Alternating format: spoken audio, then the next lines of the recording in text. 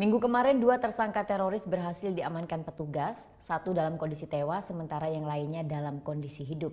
Penangkapan ini merupakan pengembangan dari penangkapan sebelumnya yang terjadi di Babelan.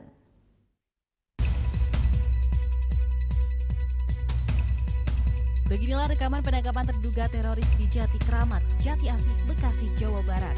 Warga merekam beberapa anggota Densus 88 yang sedang mengamankan salah satu terduga teroris. Seorang saksi mata pun mengungkapkan kronologinya yang terjadi pada hari Minggu pagi. Kronologinya seperti apa sih Bu, penangkapan, kemudian juga yang membuat geger warga pada Minggu pagi seperti apa?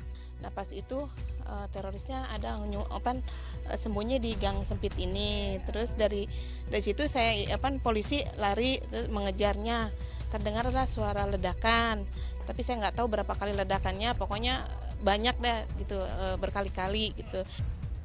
Di lokasi kejadian perkara, Kapolres Metro Bekasi Kota Kombes Pol Indarto ungkapkan bahwa tim Densus 88 berhasil amankan 2 terduga teroris.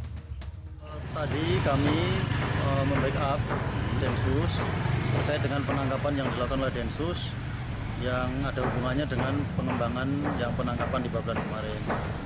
Tadi pagi 1 orang ditangkap dalam kondisi hidup, 1 orang lagi sebelum ditangkap dia meledakkan diri sehingga meninggal dunia. Sebelum diamankan petugas, kedua terduga teroris ini berencana untuk menginap di rumah kontrakan salah seorang pengemudi ojek online, Eko alias Tohirin.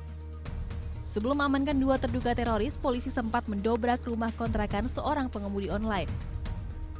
Nggak kenal juga ya? Nggak kenal. Makanya saya kaget, saya itu nggak tahu apa-apa, dan saya bukan bagian dari mereka, saya nggak tahu sama sekali. Karena saya cuma ojek online.